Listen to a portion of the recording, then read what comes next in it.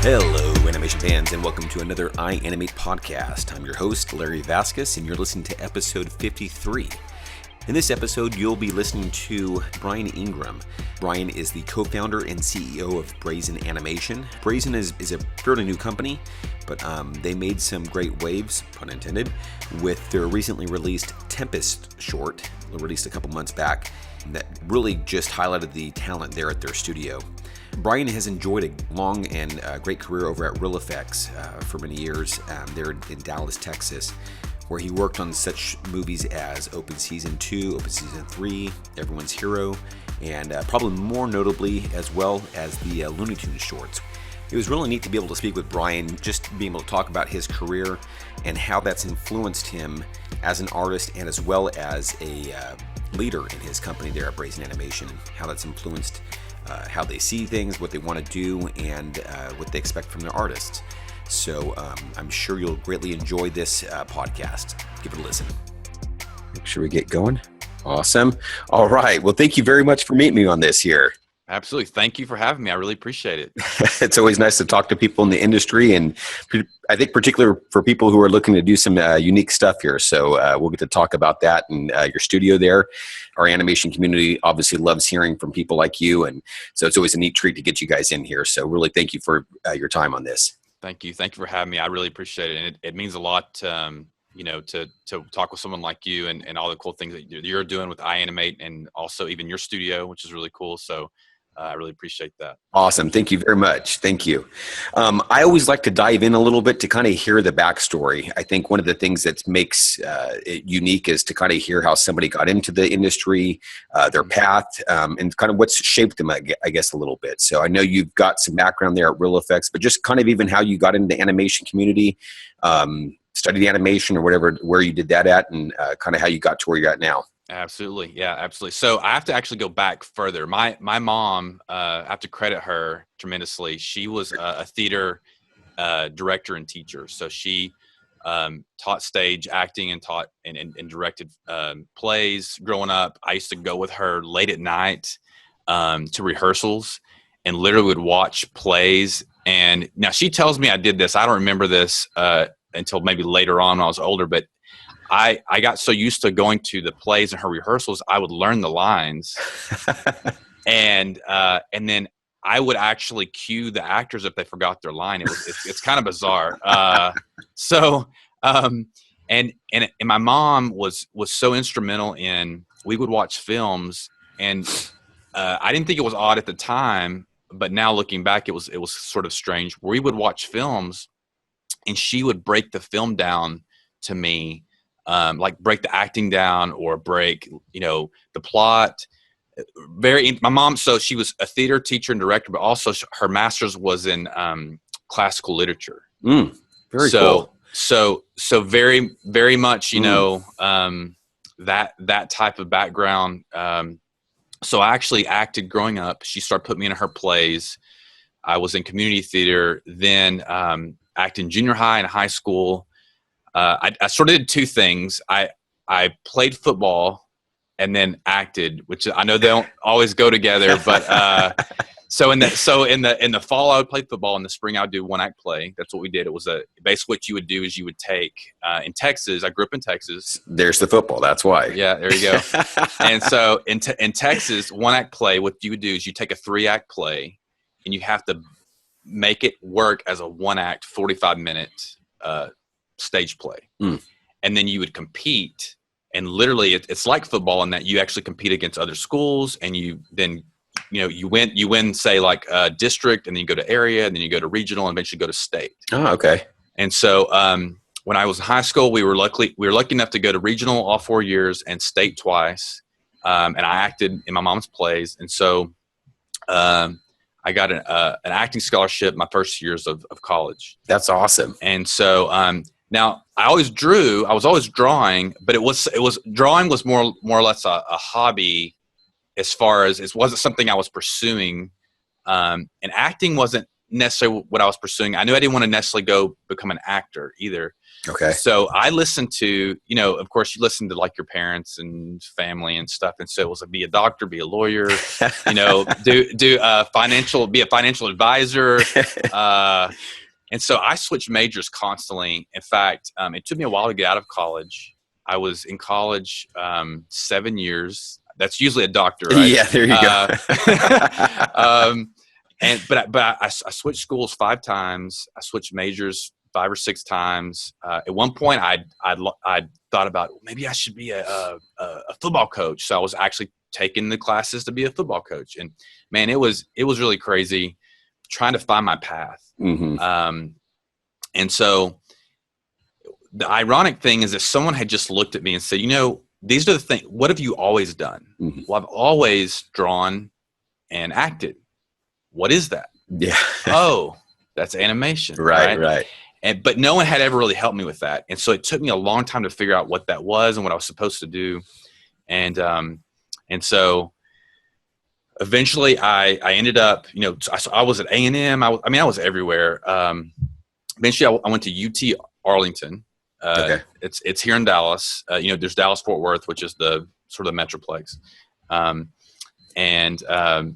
I got my degree in live action. It was live action film. So it was an art degree with the emphasis in film, and also took some like graphic design and things like that. Knowing that I wanted to do animation. Now, they didn't have a program for animation. They kept saying they would get one. And so every semester I would go and go, so is this the semester that I get to learn animation? No, not this semester, but next semester we promise we'll get someone.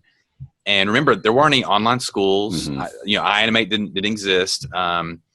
It was just books and tutorials and anything I could find. So essentially I was just teaching myself CG animation. Okay.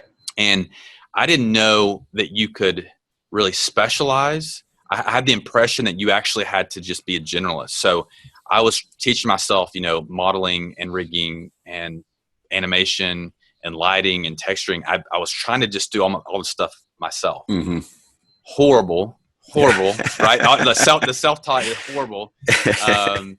And so in fact, I learned initially on Lightwave. Okay. Yeah. Very familiar with that one. Lightwave. And if you recall that you could only animate in Messiah, right? Messiah was the plugin. Yeah. Uh-huh. Right? And it was a modeling package at the time. Exactly. So, and then eventually got a copy of Maya, started learning Maya, and really learned from there. Now, I graduated. In the same week that I graduated college, I also got married, which I do not recommend to anyone. That was the craziest week, I can tell you. So something hit me at that moment. It's like, what am I going to do? I had this film degree. I was self-taught, but I really didn't know very much, about animation other than just what I tried to teach myself, and had a wife to take care of. I'm like, what am I going to do? She was still in school. What are we going to do? I kind of had like this, it wasn't a midlife crisis. It was like a quarter life crisis, I guess. Right. Got to figure something out. Huh? Right. Let's figure something out. So I actually started working at do you remember Circuit City? Yeah. Uh-huh. Okay. So I got a job at Circuit City selling. And by the way, I'd worked at retail before. Like I'd worked at like the Levi's store and done retail. And I was a waiter. And so I'd been working through college, right, throughout, and retail and service. So I got this job at Circuit City, and it was, if you recall, it was 100% commission. So if you didn't sell, you didn't get paid. Wow. So luckily, I ended up being okay. I was in the computer department selling computers, so I ended up being okay at it. Saved enough money. And I had a weird feeling about that job that it wasn't going to last for some reason. Best Buy was just kicking our butt, and so I was just saving as much money as I could.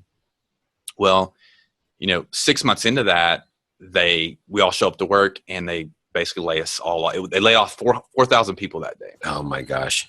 And they went to an hourly situation where they basically just hired new people.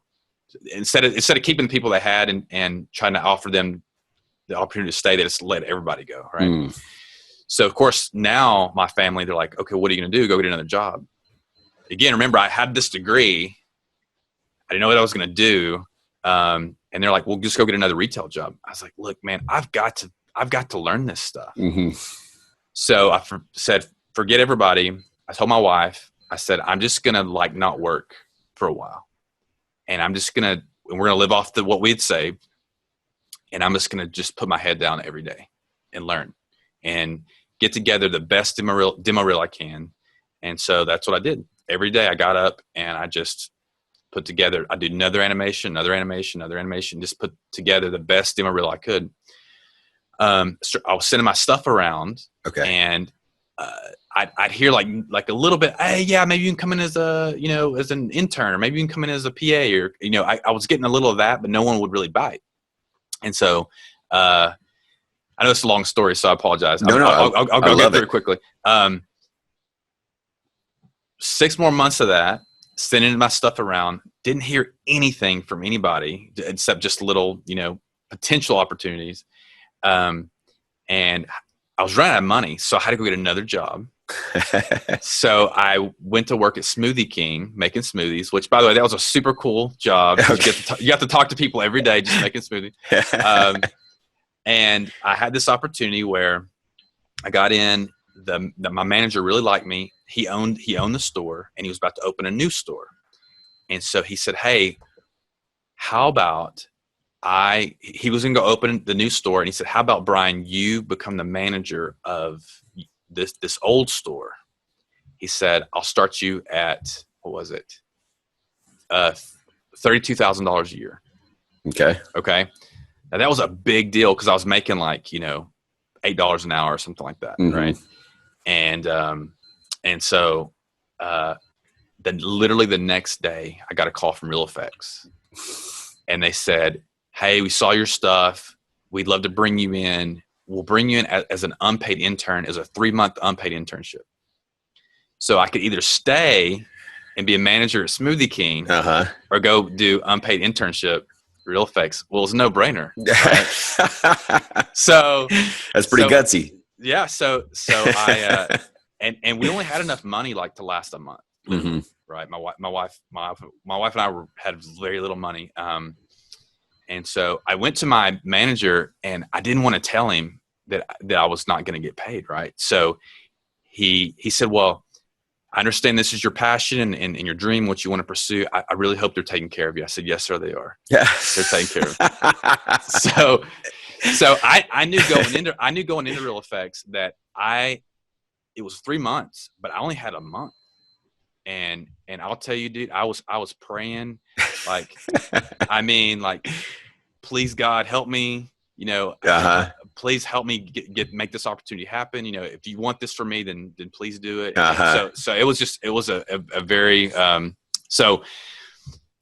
got in, and man, I worked round the clock. That's awesome. I was determined to get hired. And anything I had to do, in fact, I was building desks for artists. I was building chairs from artists. I was changing light bulbs. I was, and I would go home every night, and I would just do, if I wasn't staying to work, I was going home every night and working. And practicing and practicing and bringing it back the next day and getting feedback. And it was just, it was just, I just can't fail. I can't, right? That was not an option. It was not an option. And so crazy enough, again, I'm running out of money. A month to the day that I started there, the founder of Real Effects brought me into his office, said, well, I don't think you're good enough to be an animator yet. I was like, oh. he said, but camera, right? Because I'd studied film in school. Yeah. So camera and Maya. So I'll start you out as a junior layout artist. Awesome. Making $37,000 a year. Awesome. That's killer. So man, it was really, it was really cool. That's awesome. And I'll tell you, it was one of those moments where you go home to, like, it was out of a movie. I went home to my wife, and we're in a little bitty cramped apartment, and I walk in and I said, they hired me. and she's like, yeah, and like we hug and we embrace and we like fall on the floor and like we're rolling around, right? I mean, it's like totally out of a movie. So you storyboarded this beforehand, right? Exactly, so you knew it. Right, exactly. And so from that point on, I started to learn as an accelerated pace. I've told people before that when you're thrust into a position, when you're working in a company, the difference between learning on your own, learning, in a studio environment, it's literally like, I'm really thirsty and I want to learn, right? I'm thirsty. I want to take a drink. And when it's on your own, it's like a sip here, a sip there. But when it's in a studio environment, it's like getting hit in the face with a fire hydrant. You cannot help but you will learn. Mm-hmm. You have to learn, right? Yeah. And so it was really cool. We were very small. We were like 20, 25. We were a small studio at that point. And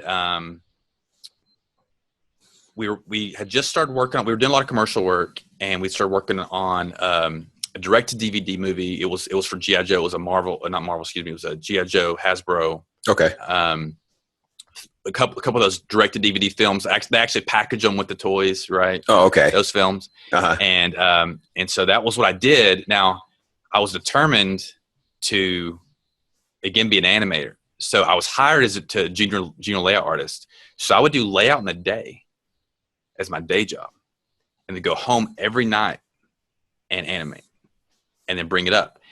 And at some point I got to the point where I started asking for shots, like, hey, give me you may not use the animation I do, just let me try. Just give me something here. Just give me some. And so that became kind of the way I would work. If I'd hit a roadblock, like let's say the supervisor's like, yeah, Bryan, I don't think you're ready for that. I would just say, hey, this shot, just let me try. You don't have to, just let me try. And I would do that, and I would do it over and over until I just kept basically proving myself over and over and over. Became, of course, I was a junior layout artist, then a junior animator. Then eventually, as I became a better animator, someone else was brought in to take over the layout. So you're getting to animate more now. Getting to animate more now. Nice. And I would say there were two things that happened. We started to grow quickly. We were getting better projects. We also we took on an investor, right? So an investor came into the studio. He Tom Kartsotis, he owns Fossil watches, or started Fossil watches, and so that helped acceleration quite a bit. But we brought in Keith Lango. So Keith, I don't know if you're familiar. So brought in Keith Lango, and so he was my supervisor in this kind of transition. Learned a ton from Keith. And that was really great. I was still in the process as an animator of having a lot of happy accidents. So what I mean by that is that I was animating, but I didn't understand really properly how to think about animation. Okay. It was a lot.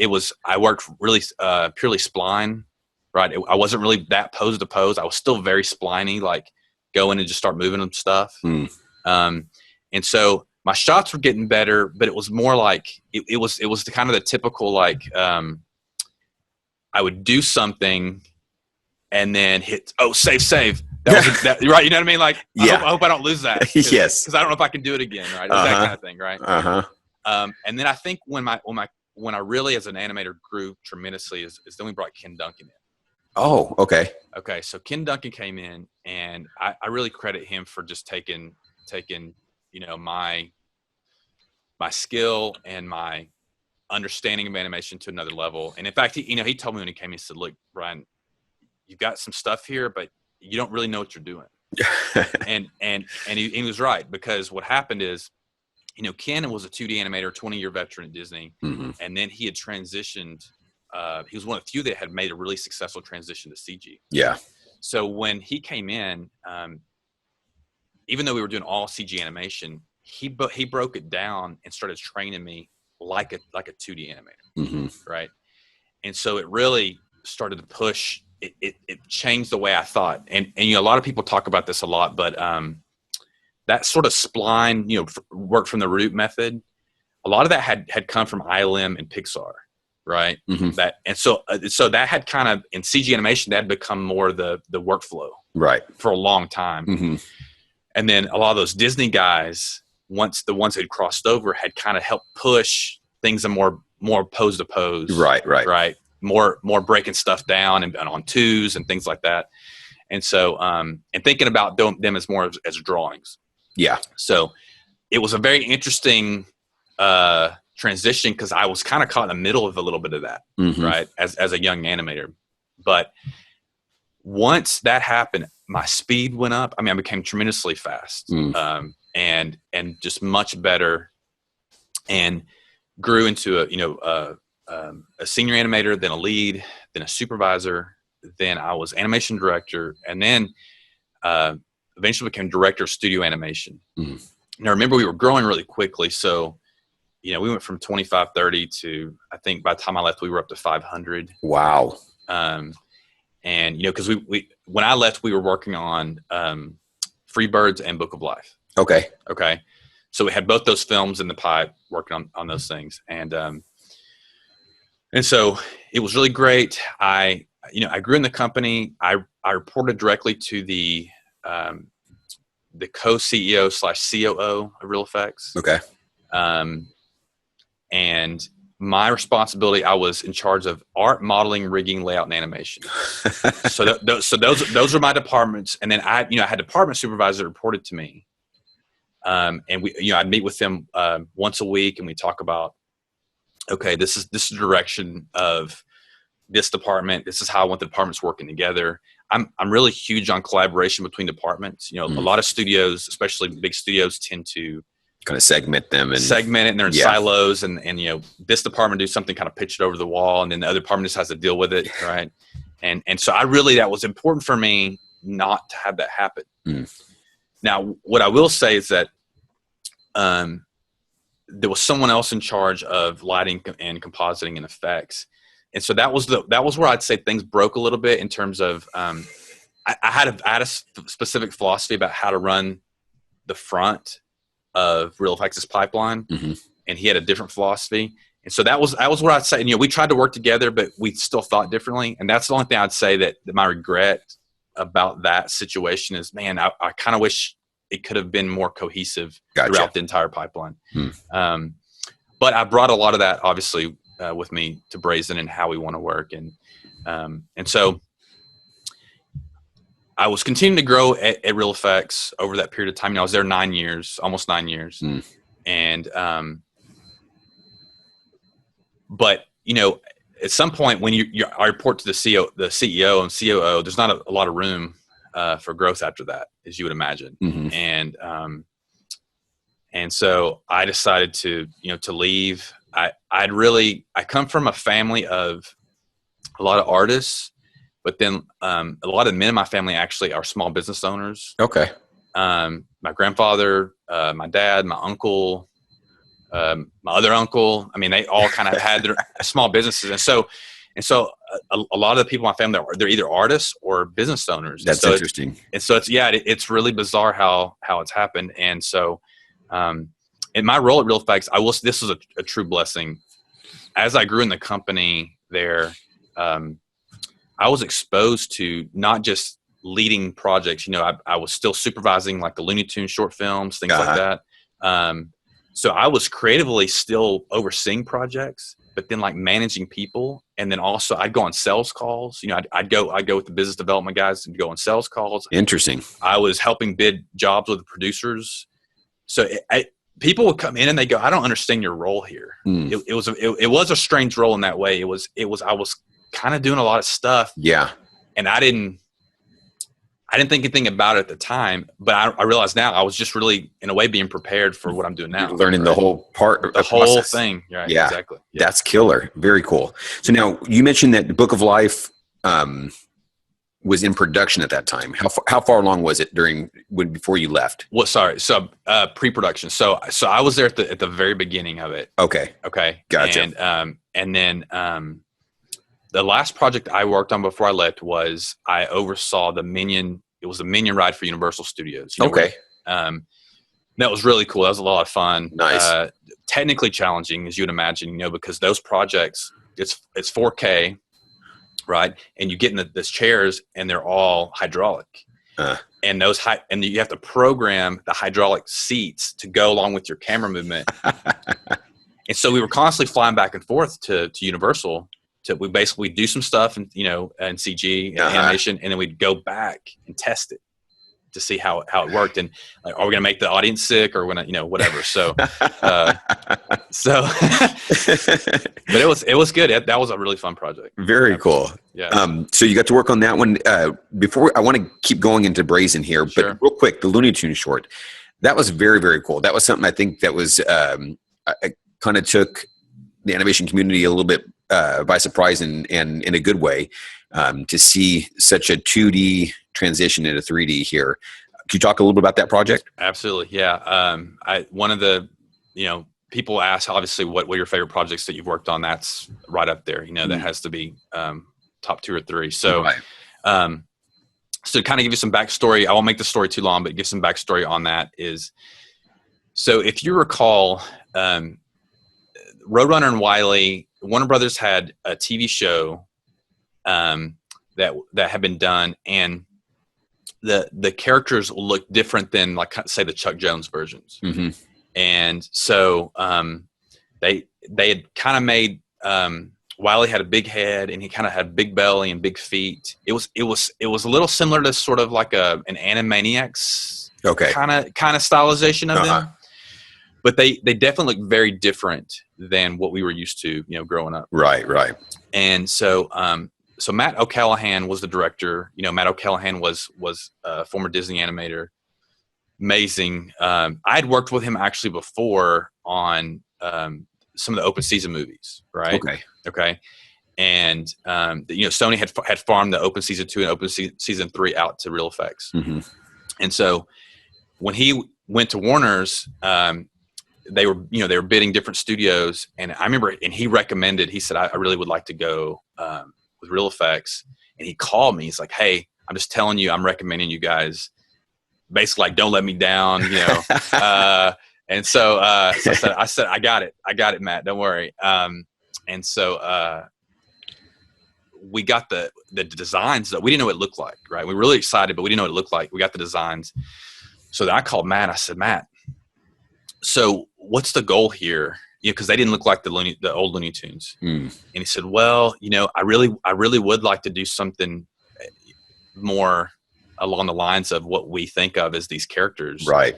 But what they're trying to do is basically promote the TV show in the same. They want to basically do a much better version of the TV show, because they were featurettes and they would play before the feature films. Okay. Right? Okay.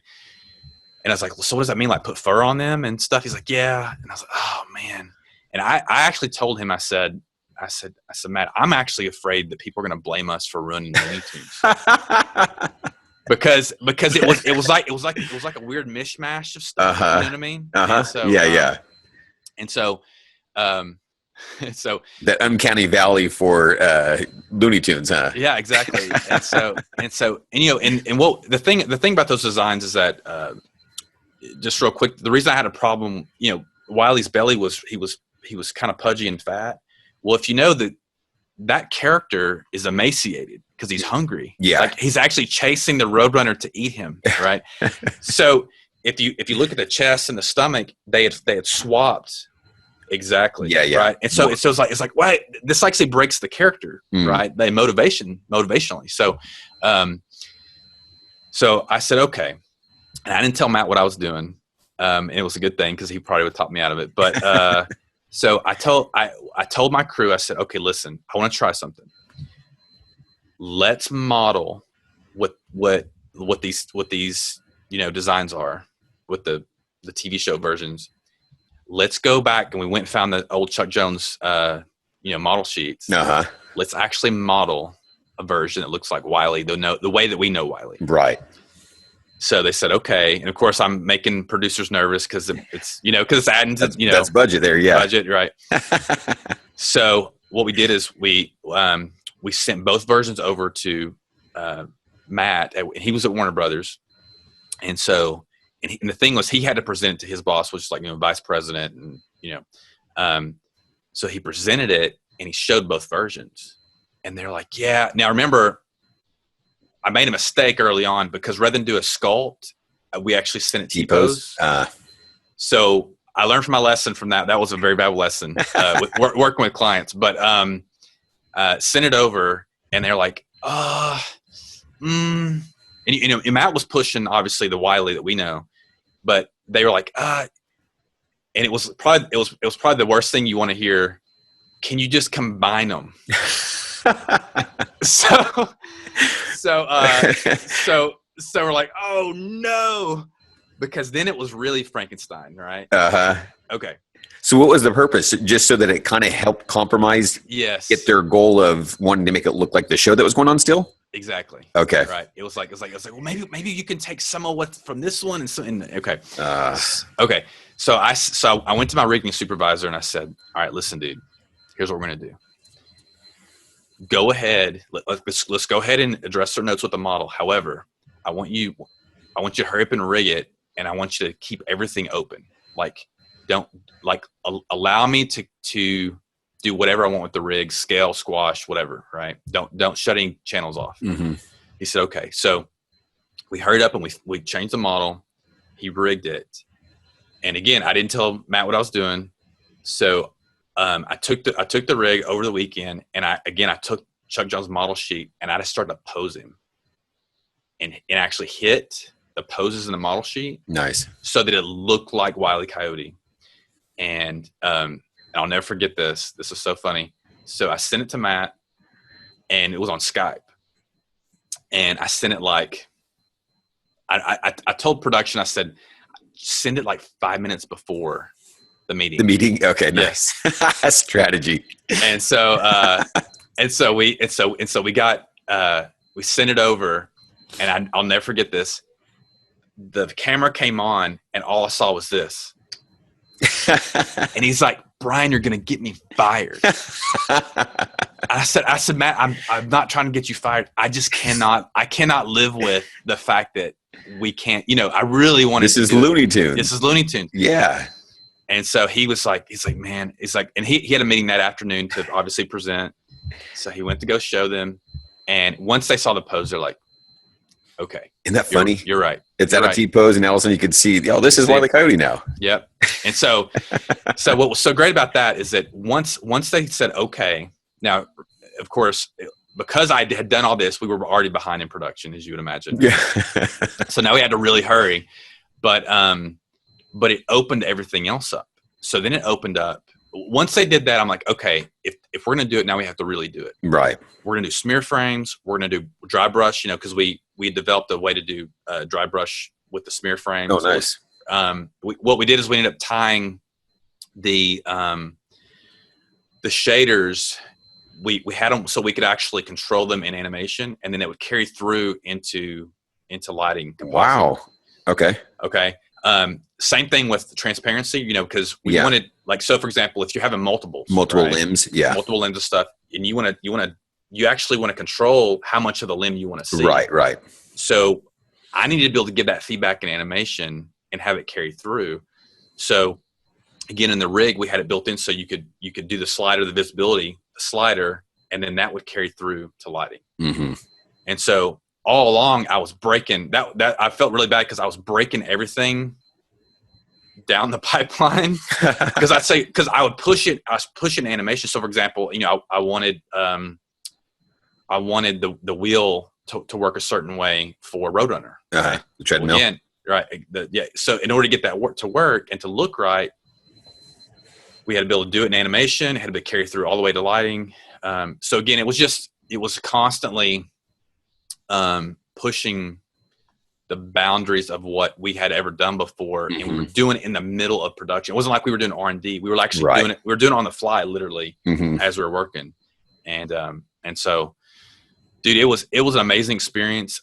Everyone was so, we worked a lot of hours, as you'd imagine, but everyone was so excited how much can we push this, right? I got to read something here to you. Okay. This is, I had a quick, let's see here, a quick note with Katie Hecky. Yes. Okay. So I saw her on LinkedIn, got a quick connection here. I mentioned I was going to be doing a podcast with you. Cool. And she said to say hello. And hello. Then, but then she also said, because I said, hey, let me know if you have any, any questions I can ask. And she said, but one of the things that was really neat was she said, So she said, Bryan worked on the Looney Tunes shorts at Real Effects, so he knows how far things can be pushed. Even though the style was much more realistic, obviously talking about Tempest, she said he still wanted to push the camera past the breaking point. Whole scenes were engineered to make the shot just right. And so that's kind of why I wanted to also talk about that part about the Looney Tunes short, because now you're talking about it. We kept pushing, we had to break things, figure that out. And she was just mentioning that was part of a key thing which you were able to implement here in the teaser for Tempest. So I think it's really, really cool. Yeah, absolutely. Well, and what's interesting is that Tempest is in a way, it's actually a continuation of that thought process, right? Which I could talk about more, but in Looney Tunes, we were pushing most of the characters. What we did in Tempest is we actually made the ship in particular, but we made the set, and we called it a character. Okay. Because we tried to do, really extreme focal length with the cameras, and that was the thing that the crew got nervous because of how much I was trying to push. but the thing is that in Maya, if you do a focal, if you say you're pushing a 20, right? Well, stuff starts to warp, right? And it goes really fisheye. And the thing is that I didn't want it to look fisheye. I wanted it to look hand drawn. So even though we're in CG, I wanted to push perspective the way you would push it in a hand drawn animation. Okay. Not in a live action camera. Interesting. Does it make sense? Yeah. Because things actually start to break unnaturally when you're doing a 15 or 20 or lower, right? And so I actually wanted to keep the lens at more like a 35 or 40, but then actually shape everything around to push perspective. That's cool. Yeah. Very cool. Well, let's segue into Tempest then, because I know you're still kind of short on time here. Are you okay? Yeah, I'm good. We're good. Okay. So hang on, let's back up here. So in regards to Brazen Animation, your goal kind of leaving Real Effects was to be able to do what you love to do in a new environment. What was, how did that, because here obviously Real Effects is doing well. Book of Life was a very neat project. What was it that you were really trying to accomplish here at Brazen? Absolutely. So I'm a Christian, and there are, and I don't want to get too preachy, because that's actually not what I want to do here. But let me just say that I feel like that I have certain talents that I've been given, and I feel like going back to what I said about my childhood is that I've been exposed to entertainment and film and things like that for a very long time. And I feel like that I've been prepared to do this, right? Like I've been prepared to tell stories and in this case, do animation and do film. And I feel like I should use these talents that I've been given to do good things. Very cool. Right? Yeah. And tell good stories that uplift the spirit and that touch people and it means something and they're deeper, right? And I, not to demean anything that anyone else does, but I'll just say that, I think you would agree a lot of entertainment, kids entertainment, it's fairly meaningless. It's fluffy. Now there are films that have good messages, certainly. But they're not really, even if they have a good message, they kind of stay very surface level. Right. Gotcha. And I feel like animation in particular has the opportunity to really push storytelling even far beyond than what we've done so far. And not to make it adult per se. I mean, people like assume that, if you want to push it that deep, that means it's a very adult. That's not necessarily the case. I think kids actually understand a lot. More than we give them credit for. Exactly. For sure. And so, being a Christian, feeling like I've been given a certain amount of talent to do things and wanting to tell certain kinds of stories, even though I was in a certain position at Real Effects has its own vision for what they want to do, right? And it wasn't necessarily what I wanted to do. And so, finding my partners, I partnered up, at Brazen and starting Brazen. Again, very difficult, as you know, to start up a studio and to do service work. And we don't have an investor. So it's like, okay, we're going to let the service work pay for what we really want to do. Right. And now it doesn't mean that we are neglecting our clients, right? Got to bring out quality work here. Absolutely. And in fact, as much as possible, try to push some of the more meaningful stuff into that work. Right. Yeah. And so from the very beginning, we started recruiting from all over. We recruited from schools, we recruited from Disney and DreamWorks and ILM, and having a good mix mash of really, juniors fresh out of school, really talented junior level people, and then senior level people. I think that was the key sort of in us trying to push the quality level as fast as we could. Gotcha. Right. But also having very specific core values for the company. Right. So we have core values like autonomy and accountability, and they all work together, right? Autonomy, accountability, passion, boldness, uniqueness. We like to celebrate people's uniquenesses. Very cool. We have one that's more recent. It's grit. Oh, cool. Okay. And so grit, the interesting thing about grit is that when things get difficult or hard, right, your ability to persevere, your ability to push through and keep going. And what we found is that we didn't always have, early on, maybe we didn't always have people that we had recruited that had that, right? Like when things got hard, it was like, wow, this is just too hard. It's hard to build a company, man. Yeah. It's difficult, right? Yeah. And so the interesting thing that I've found is that, some of the senior people that have come to us, they've already kind of been there and done that. They've worked on 10 films and they've already done that. And so they're really excited about a place like Brazen because they want to be part of the building. Gotcha. Yeah. Right? They're like, man, I want to help build this company. I want to be part of the long term. I want to, right? Very cool. Yeah. Whereas, as like people maybe at a school, their thought is, oh, I just want to work at Pixar, or they want to go ahead and go work at those places, which is awesome. It's fantastic. It's just, I want, so it's not always an easy road to get there. Exactly. And I want people that want to be with us, frankly, for the long term. Very cool. Yeah. Right. And grow with us. Yeah. I'm very, having the experience that I had at Real Effects where I came in as an unpaid intern and I had a chance to grow with the company. I actually desire that for other people. Very cool. Right? Yeah. And that's a very neat thing, particularly in the animation community, where things can kind of get shift around and things. So it's neat to see a company like yours where you're wanting to make that a place home, where people can grow and use their talents and develop them there. So that's very, very cool. Yeah. Yeah. It's exciting. And it is, again, I'm very upfront and open when we're trying to recruit. It's like, look, this is why you're here, or this is why you should come here. This is these core values we expect people to exhibit. In fact, they're on the wall. They're represented by Iggy is our mascot. Yeah, I've seen him. Very cool. And so they're represented as Iggy represents these core values on the wall. So, for example, Martin Luther King Jr. Iggy version is boldness, right? Queen Elizabeth is autonomy, right? Abraham Lincoln is accountability. Leonardo da Vinci is passion. Very cool. Right. Charlie Chaplin is uniqueness. So these are all on your website too. I saw those. Yes. Real quick, plug your website. www.brazenanimation.com. All right. So yeah, check those out. There's a nice little flow of Iggy in these different caricatures of or representations of those. So yeah, representations. Yeah. So we use those to hire people. We use those actually to do reviews.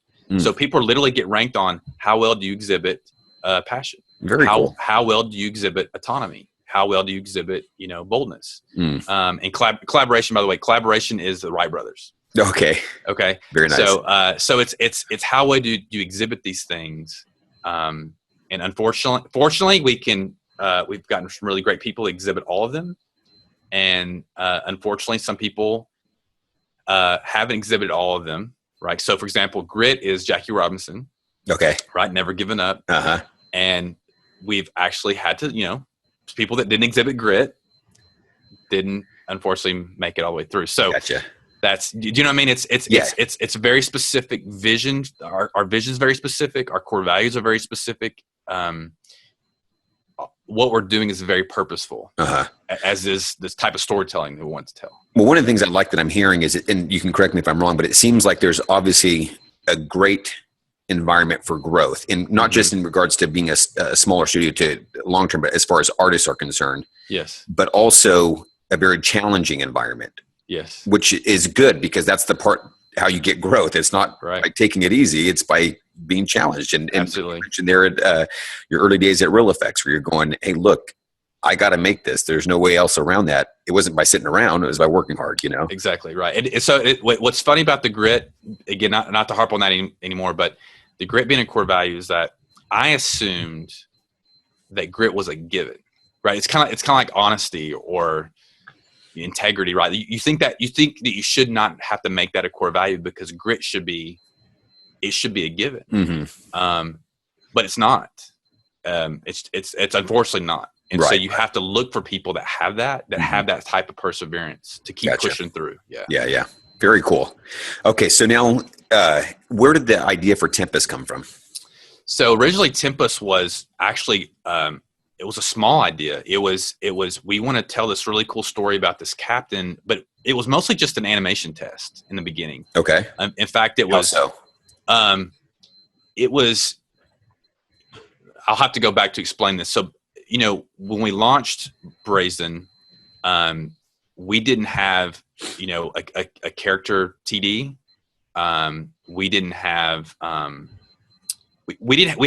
we didn't have an assembled CG team yet fully. Okay.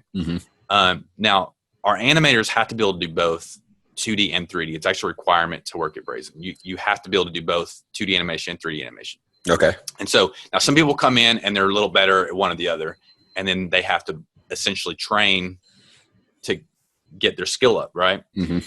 And so in the beginning, we're like, okay, we want to kick the studio off, and we really want to do something cool. So we did that initial Iggy brand animation, and we did it all 2D. Partly because we didn't have the ability to do a lot of CG. Okay. At first. Well, it's a necessity. Exactly. So we launched the studio with that 2D piece, and people loved it. And like the different publications picked it up, and hey, new studios launched and that sort of thing. Very cool. And well, of course, what did we start getting? More 2D. 2D work. Gotcha. Right. And so it was so crazy, because we were obviously hiring more people and growing, but we're getting all this 2D work, and we weren't getting a lot of CG work. And I was like, man, this is bizarre, because we have all these CG people here, right? And you tell clients, you say, well, look at our resumes and look what we've done. And like, yeah, we know what you did at XYZ studio, but what have you done together? Right. And that's a lot of times what you'll hear is like, well, that's great that you did this on this place, or you worked on this film, but what have you done together? Why did you find that was important for the client? Especially in the advertising world, advertising agencies, you work with a lot of advertising agencies, and they're representing their clients, which will usually be the corporations, right? Like commercials and stuff like that. Well, the creative directors at the advertising agencies get really skittish and conservative about offering up new studios that aren't proven. Okay.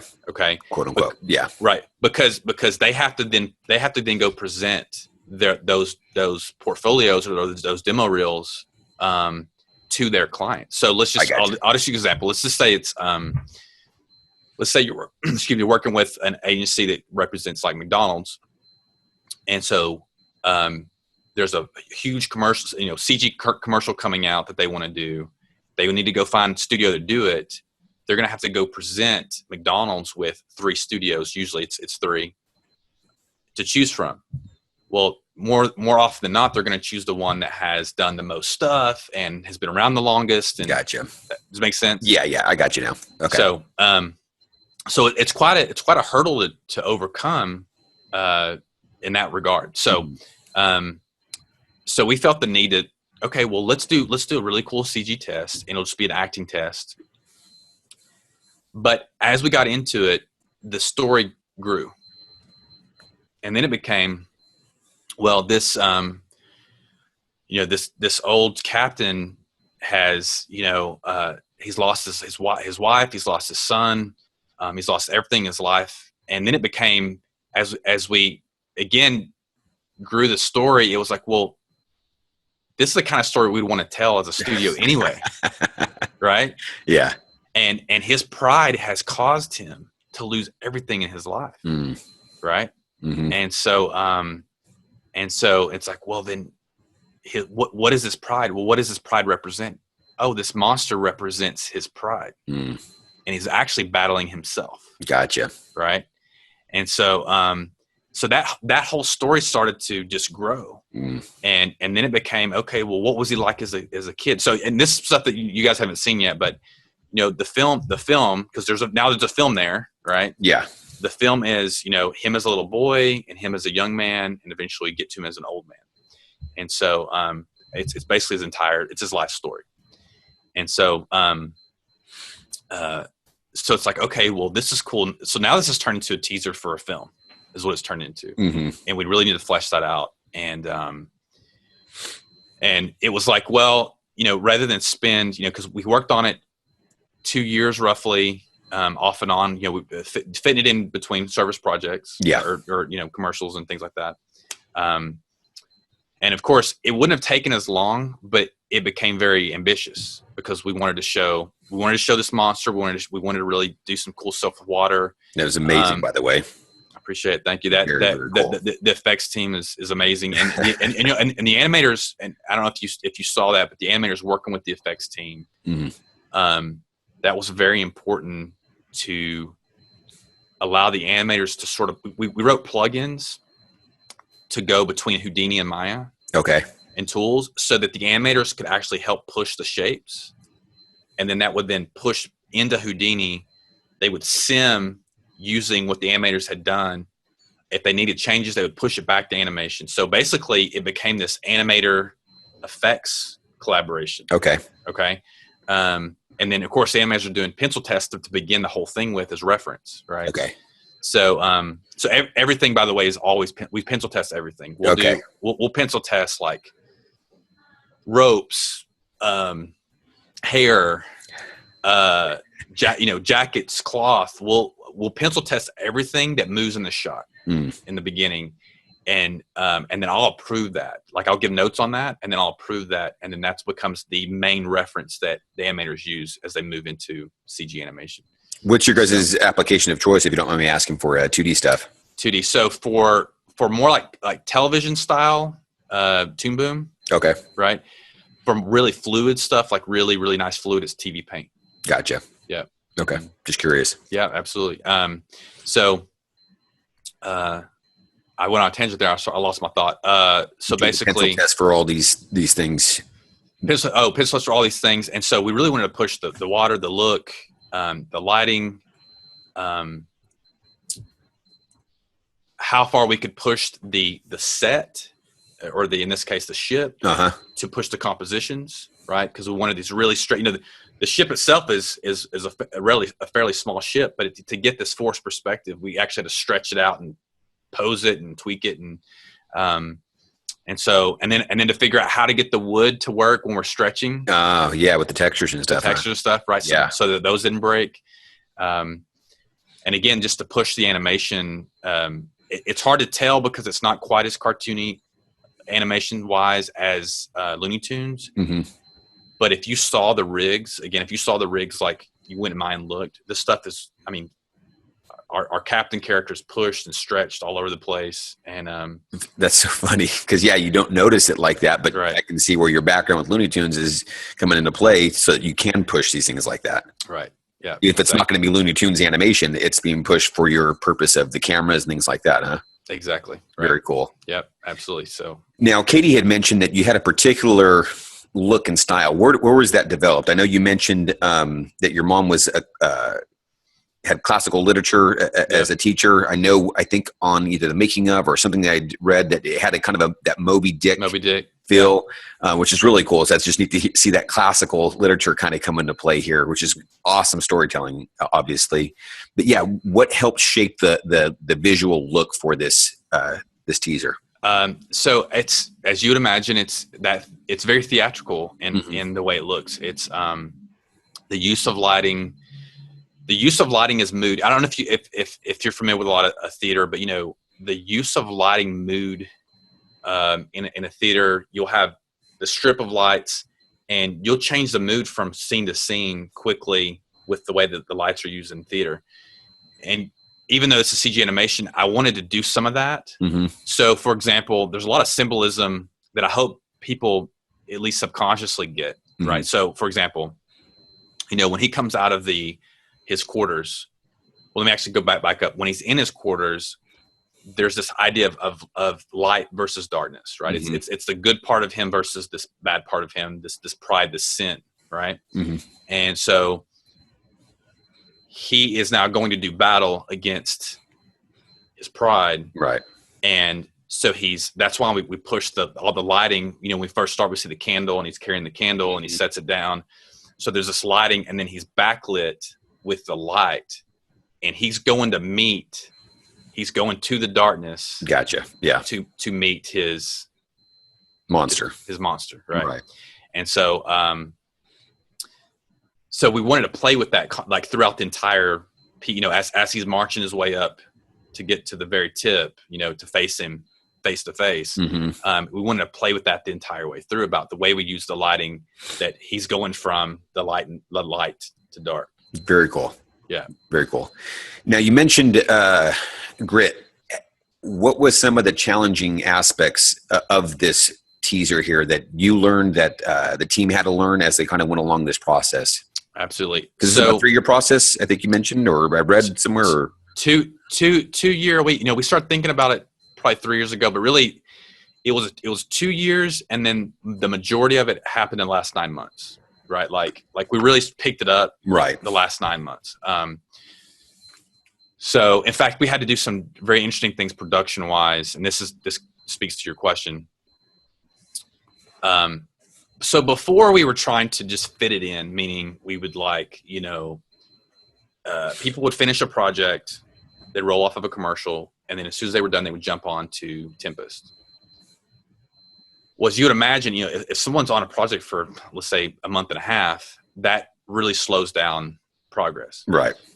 So what we talked to the crew about was something more along the lines of splitting their time in such a way that would be like, let's say they would work on the commercial that they're working on part of the day, say the majority of the day.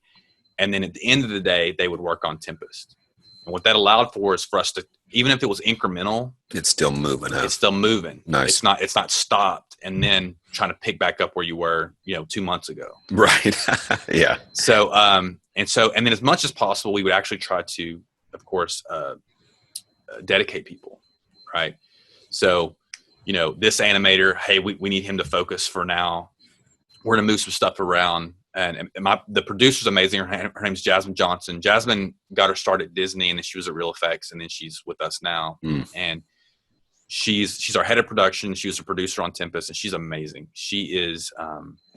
I just can't tell you how unbelievable she is. She is charged with making sure our intellectual property always moves forward. And so she will move stuff around, and she's working, tasks, and okay, I need you focused here. Okay, now I need you off of that. I need you on this. And that's one of the things, we tell people coming in, it's like, look, you may not be dedicated on one project for a long period of time. In order to move our IP forward, you're going to have to juggle a little bit your tasks. And so, again, we try to protect people as much as we can, and we try to make sure that they don't get burnt out. Right. But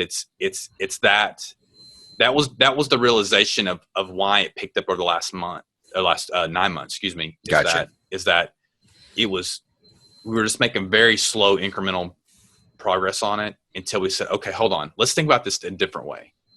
And once we did that, it became like, okay, let's go. So that was really cool. And, I'll say that the artists have said that it's really great because they'll say work on a commercial and they can't wait to get back to pick up where they left off. Pick up where they left off. And Nice. so it's almost like a reward in a way, right? Mm-hmm. In that regard, it's like they're working on this. And again, we have some really challenging commercial work that we've done, but it's all relative to, it's all relative to what they're doing and what they're working on at the time. So, so that's been really fantastic. And so we've done Tempest. We've developed 3 television shows. We have a short film that we're working on now. So a big part of our goal as a studio is to be kind of like an incubator. It's very difficult to build a huge production studio. It's difficult to keep everyone fed, right? When there's so many people, and especially if you're still trying to do service work, and this is what I experienced, before my career, is that, if you have 500 people, that means you have to have big enough projects and enough of them that and they're overlapped enough that you're keeping everyone busy all the time. And that's very difficult to do. Very difficult to do. So, so that was also part of the goal with Brazen, is we want to tell these stories and create these intellectual properties. And we want to be able to, partner with people. We want to, be able to raise money. But really it's be seen as a truly creative studio, an incubator of ideas. Gotcha. Right. And for people actually even on the service side to come to us for that, like, hey, we want you to help us tell our story. Nice. Yeah. Very cool. And so that's our goal. How big we get, I don't know, to be honest. I'm not going to say how large we'll be.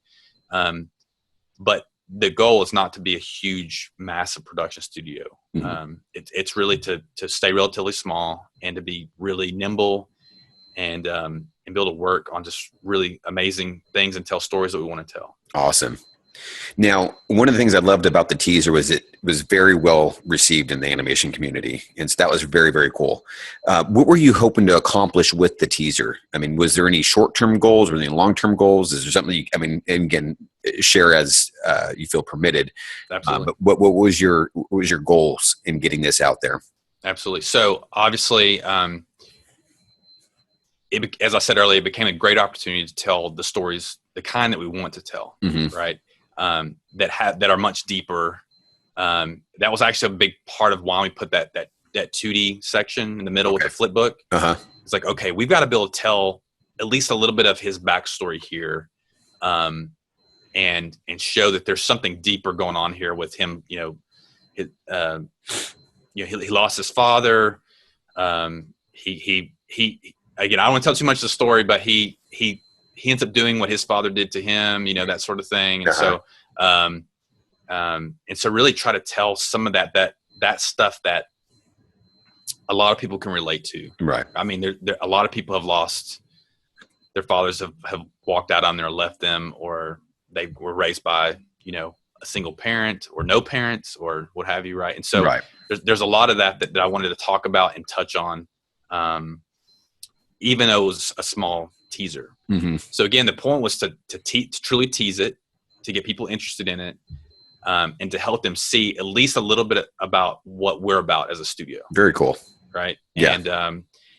And really to also show off, as I said earlier, I wanted to show off the talent that we have, because I feel like we have some really, really talented people. Yeah. Well, I think that teaser definitely proved that. For sure. I appreciate it. Thank you. Yeah, I think the things that really stood out to me was obviously the not just the effects in the water monster. Does it have a character name, or is it just, what did you refer to it? I guess, let me ask you that. I mean, for now, and I probably said too much already, but let's just call him Pride. We'll just call him Pride for now. So Pride was not just the effects, but the actual look. It looked like that kind of that 2D, almost, I guess, for lack of a better term, the thing that kind of now just comes to mind, but the Fantasia kind of monster type deal, Yep, absolutely. That was we looked at. Yeah, not on Bald Mountain. Yeah, we looked at that. That was truly inspiration for that. Yeah. And it's funny because that just now came to me, not when I first saw it, but just that idea. It felt very caricatured, even in that style. But also, obviously, the 2D stuff was very, very phenomenal. The lighting was great. So it was a neat mix to kind of see everything come together, though, in a really solid way to tell a story. So I appreciate it. Thank you very much. Yeah, absolutely. Now, this can be on or off the record. I don't know. It's one of these things you said. I don't know if I've said too much. That being a teaser, is it something that future is going to be in production, or is that what you're trying to do, or? Yeah. So something really cool is already we're starting to get contacted by people who want to make it into a film. Awesome. So that's really cool. That's great. Yeah. So that's, I didn't think that would happen that soon, but literally it was the next day. The next day we started getting emails. So that's awesome. So that's really cool. Now we haven't had all the meetings yet and that sort of thing. Right. But we'll just see what happens, right? Yeah. We'll see what happens, and of course, it's put even more pressure on making sure that the film will be ready to go, right? Nice. And so that's great. We are, like I said, we're always working on pitches and stories, and something like this happening. If this gets accelerated, of course, it will push our focus even more so on it. Right. But yeah, man, I would love, I would love to make this film. Mm-hmm. And again, like I said, I don't know if that means that we swell as a studio to make it ourselves. We're very small. So, it will be difficult for us to probably scale to make a feature film that quickly. Mm-hmm. But certainly if we have production partners we work with, other large studios, that maybe we can creatively oversee it. Gotcha. But then work with a larger studio that has all the production facilities and, manpower. Gotcha. So, yeah. Gotcha. Very cool. Anything else you want to share with us before we close? I know we've been going here for a little bit, and I want to be sensitive to your time here, but I don't know. I really appreciate, these are great questions, and I appreciate you having me on today. And man, it's just really, it's a blessing. I tell people having a studio, it's very, very difficult. Mm-hmm. It's one of the most difficult things that I think you can do, but it's so rewarding. It is so unbelievably, I come to work every day excited, right? About what we could do and what stories we can tell and what we can do with technology. Even though we do have a small team, we got some talented people that can really push some stuff and just, techniques that we can try. I'm just so thankful for the opportunity to be able to do this, man. Awesome. I just can't tell you. Well, it sounds like that. We'll definitely appreciate your time and all the best to the success there at Brazen Animation. Thank you, sir. I appreciate it. To you too also. Thank you very much. Thank you.